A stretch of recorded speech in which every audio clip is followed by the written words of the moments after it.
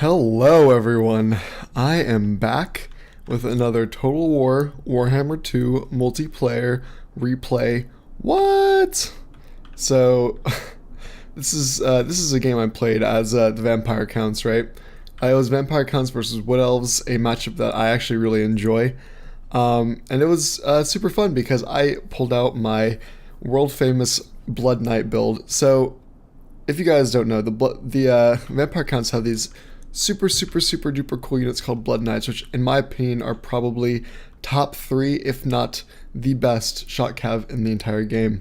So as the Vampire Counts, my entire army pretty much centered around these guys. I brought 4 units, and they're not cheap. I think they're at what, like 1,700 gold. So they make up about half, if not more than half of my army's value, right? I brought a front line of basically just zombies and crypt ghouls. They're there to take some hits, survive as long as they can, and basically open up some territory for the Blood Knights to come around and get some recharges in. I also brought a corpse cart with an, I think, what are they called? Unholy Lodestones or something? Yeah. Which is a regeneration unit, and it also helps slightly improve some combat stats. As far as leadership goes, I brought the Red Duke. He is probably the best duelist lord the Vampire Counts have. He also has, I guess, a couple spells along with that.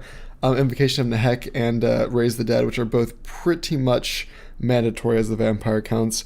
Both are actually really good, and I honestly couldn't see myself playing a Vampire Counts multiplayer game without them. And let's see what else I bring. Yes, of course. I also brought a little group here of direwolves, facing the wrong direction naturally. But these guys are here to kind of supplement the fact that Blood Knights aren't the fastest cav in the world.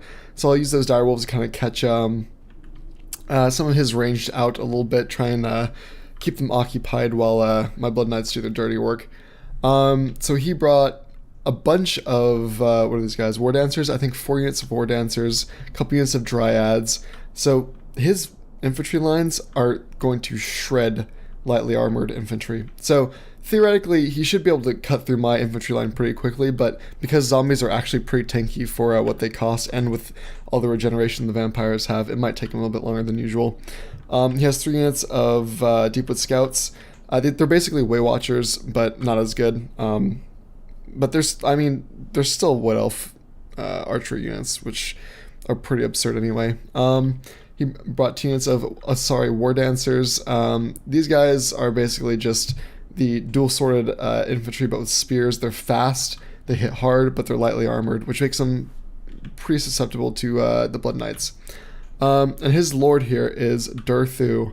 Durthu is a tanky beast of a lord. I think he's the most expensive lord the Wood Elves can get. And he has some decent spells. He's a monster in melee. He's tanky. He's survivable. He's pretty much everything you want a lord. So that's what Wood Elf guy's rocking. So I'll go ahead and show you guys how this plays out. It's a quick replay because I guess a strategy that revolves around cav tends to be pretty fast.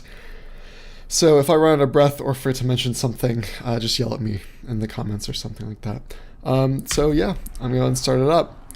So I began this fight with the Red Duke going in the back, trying to deal with some of his ranged infantry by dropping a couple zombie units on top. That's what Raise the Dead I think is best for. Is the zombies themselves aren't particularly useful as far as like damage dealing goes, but they can disrupt formations. They can keep his ranged units preoccupied, and that's basically all I need them for. I also brought my Blood Knights around both flanks. On my right flank here, I have one going in to charge the Dryads, one going in to charge in the War Dancers, which, as you can see here, I'll go and put this in slow-mo for you guys. I got that sweet hammer and anvil going right there. I have the zombies here taking the hits, while the Blood Knights come in behind and absolutely shrek these War Dancers. Now, the Asari spears are also coming in from behind, but for some reason I don't think they're actually going for that Blood Knight unit. They might be going for this one. So hopefully I can get my Blood Knights out before they get there, but still I'm not super worried. I have my direwolves in the back trying to cause some havoc with his range.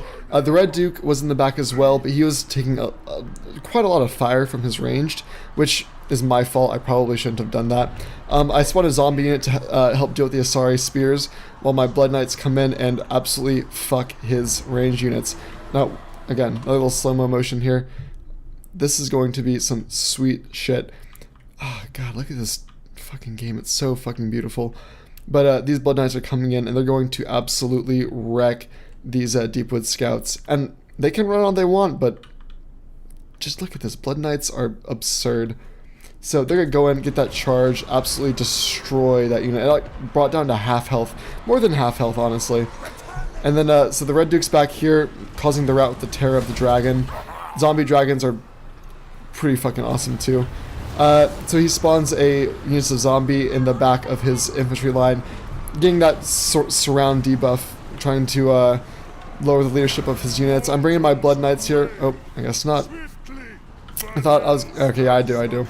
So I bring my Blood Knights in, trying to deal with Durthu, because at the end of the day, the biggest threat right now is Durthu. He is a large unit, he's tanky, but thankfully the Blood Knights have a bonus versus large, so I'm going to stick on Durthu a unit of Blood Knights and hopefully see how that goes. Over here, my infantry's holding pretty decently. My Blood Knights are basically cycle charging. I just had them charge into this unit, but now they're coming back and going to go back around to go in for that second charge. Over here I have the Red Duke and the Blood Knights going after the Asari Spears. I'm trying to get these Blood Knights out of the Asari Spears range, because those things do quite a lot of damage against the Blood Knights. These Blood Knights are going to go after these Deepwood Scout units. These Blood Knights are doing some damage over here to these War Dancers, and it's looking pretty solid for me right now. Oh, here, one more slow motion cinematic moment here. Like, there's just nothing's cooler than watching a heavy cav unit smash into the back line of some infantry. Like, just look at that. Oh my goodness. That was quite a charge I got in there. But anyway, I should stop getting turned on by cav charges. It's probably kind of weird. But Blood Knights are doing their work. Dire Wolves are doing their work. I caused a bunch of chaos within his lines. The Red Duke's in the back, trying to take out his back lines, spawning some zombie units to help deal with those ranged units. Blood Knights just going in, wrecking shit. Currently, Durthu's the only thing I gotta worry about, but even here, you can see when these Blood Knights are sicked on him, he's down to like, what, half health? Red Duke's throwing the breath attack. Yeah, he's gonna break. So, this is a pretty, I guess, straightforward game of mine. And we'll go ahead and see how it went. Okay, so, let's see here. So, 4 Blood Knight units, all of which got about 100 kills. This one underperformed at only 92, how dare it. But still, that's pretty damn good. They each picked up at least a chevron. This Blood Knight unit picked up a 3. That's probably the one that was helping to deal with Durthu, because they probably did massive damage. As you can see, my zombies didn't do much in terms of damage-wise, but that's not really their purpose, right? They're there to tank his infantry, they're there to take shots, they're there to tank the War Dancers and the Spears, and basically set up the Blood Knights to get in those rear charges. The Dire Wolves did alright, they got 43 kills, probably mostly on the Deepwood Scouts. Lodestone, it's not supposed to actually attack, so it just regenerated. It's still very useful, but of course, damage-wise, it's not crazy. Red Duke did alright. He got a little bit lower than I wanted, but that's okay. His main purpose was to just deal with the back line, maybe get some back charges in as well, help support the cav and help disengage the cav whenever they get caught by spears. So yeah, my army did basically exactly what I expected. The Crypt Ghouls, they do well against low armored infantry. So in this case, they perform decently. But they're not really much compared to the War Dancers, the Asari Spears, and the Dryads, which are all, in my opinion, quite superior to the Crypt Ghouls. But his army did okay. But these kill numbers are artificial, right? These are all zombie units. If you see here, my Blood Knights, none of them even got below 2/3 health. All of the kills that the Wood Elf player racked up were basically just zombie units, some Crypt Ghouls, maybe some spawn units, and basically all my like hard-hitting core military units didn't get chunked much at all. The Red Duke got a little bit lower than I wanted, but that's fine, you know?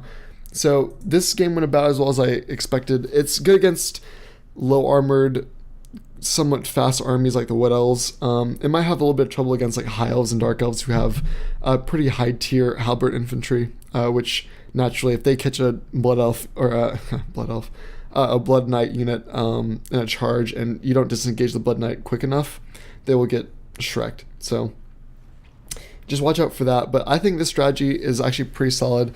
It's kind of counter to the Terrorgeist meta right now, which is also fun to play. But having 4 Blood Knight units, it catches your opponent unaware. So yeah, this was video 3. I hope you guys enjoyed. If you have any suggestions for factions, just let me know. If production quality was shit, let me know. If you have any problems or qualms or criticisms, just throw them in the comments. Trust me, it won't hurt my feelings. Yeah, so that's it. I'm out of here, and I will see you guys later.